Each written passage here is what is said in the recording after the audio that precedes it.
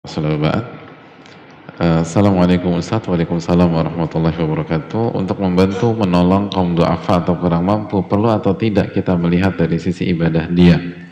Misalnya orang tersebut du'afa atau miskin tapi tidak sholat, perlukah dibantu? Bismillah, alhamdulillah, wassalatu wassalamu ala rasulillah. Hadirin Allah muliakan, eh, semua punya kotak masing-masing. Di satu sisi atau di sebuah kotak, semakin rajin ibadah orang duafa tersebut, semakin mentauhidkan Allah, semakin ikhlas, semakin rajin sujud dan ruku, maka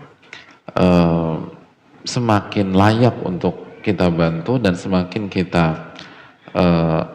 semakin harus kita tunjukkan kebersamaan kita, karena sekali lagi orang mukmin satu dengan mukmin yang lain itu adalah atau aulia ba'd, saling mendukung dan saling melindungi dan saling mencintai satu dengan yang lain. Dan semakin tinggi kualitas keimanan dan ketakwaan seseorang, maka kita harus semakin sayang dan semakin respect sama dia. Itulah cinta karena Allah. Semakin tinggi amal ibadahnya, ketakwaannya, maka kita semakin sayang dan semakin setia dengan dia. Itu salah satu hakikat dari hubu fillah wa bughdhu fillah, cinta karena Allah dan benci karena Allah. Tapi di sisi lain, ketika ada orang miskin yang belum beribadah, belum sholat dan seterusnya, dia bukan masuk dari kotak yang tadi kita bahas, tapi dia bisa masuk ke kotak ta'lif, mu'allaf. Kita tahu bahwa salah satu mustahik dalam surat At-Taubah ayat 60 adalah al-mu'allaf, orang yang hatinya dilembutkan, ditarik untuk kembali kepada Allah Subhanahu wa taala, dan mereka berhak dapat zakat. Dan hadirin Allah muliakan, dan keterangan sebagian ulama seperti ulama mazhab Hanabilah menyampaikan bahwa mu'allaf dalam zakat ini bukan hanya orang yang bukan hanya orang yang baru masuk Islam atau yang masih non muslim, tetapi orang Islam yang jauh dari Allah, atau bahasa kita Islam KTP dan seterusnya, itu bisa masuk ke dalam kriteria ini jika kita berikan dengan niat memberikan kepada dia agar hatinya luluh, hatinya tersentuh, lalu dia kembali kepada Allah, maka itu pahala yang sangat besar. Jadi amal soleh itu banyak, hadirin, variannya tuh banyak.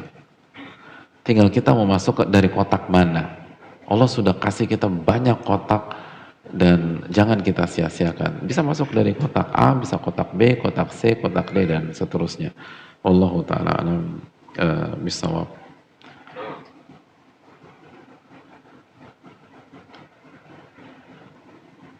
Assalamualaikum Ustaz. Waalaikumsalam. Apalagi kita belum berhaji dan sedang mencicil untuk kursi haji, tapi juga dihadapkan dengan sebentar lagi waktunya berkurban, mana yang didahulukan, apakah memasukkan uang kecicilan kursi haji atau berkurban? Jazakallahu khair atas kesempatan bertanyanya.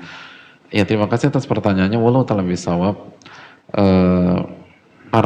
Ada kaidah di dunia para ulama bahwa amalan yang mudayyak itu muqaddam ala al-muwassa'.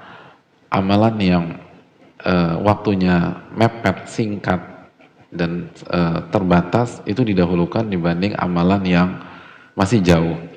Nah, haji yang pertama bagi yang mampu, terus yang kedua nunggunya masih lama, sedangkan kurban kurang lebih 1 bulan beberapa hari lagi, maka kedepankan yang di depan mata. Terus kedua, niatkan untuk takarub kepada Allah, dan semoga ini menjadi kunci rizki kita. Wa man yattaqillah yaj'al lahu makhraja wa yarzuqhu min haitsu la yahtasib. Barang siapa bertakwa kepada Allah dan berkurban, salah satu bentuk bertakwa kepada Allah, apa ganjarannya dalam surat At-Talaq ayat 2 dan 3? Allah akan berikan jalan keluar dari masalahnya, dan Allah akan berikan rizki dari arah yang tidak ia duga-duga.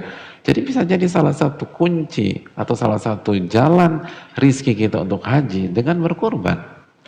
Intinya inti haji itu bukan sebatas tentang angka dan punya uang atau tidak. Ini tentang taufik. lalu tentang kejujuran, tentang ketulusan, tentang keikhlasan, dan sebesar apa keinginan kita, kemauan kita, dan tekad kita sebagai hamba, dan lalu menjadi tamu Allah Subhanahu wa taala. Oleh karena itu, wallahu ta'ala itu yang bisa disampaikan. Jazakallahu khairan wa sallallahu wasallam ala nabiyina Muhammad. Semoga kita diberikan ilmu yang bermanfaat dan semoga Allah berikan kita taufik untuk bisa beramal di hari-hari yang istimewa ini. Subhanakallahumma wa bihamdika asyhadu an la ilaha illa anta astaghfiruka wa atubu ilaik. Assalamualaikum warahmatullahi wabarakatuh. Syukran.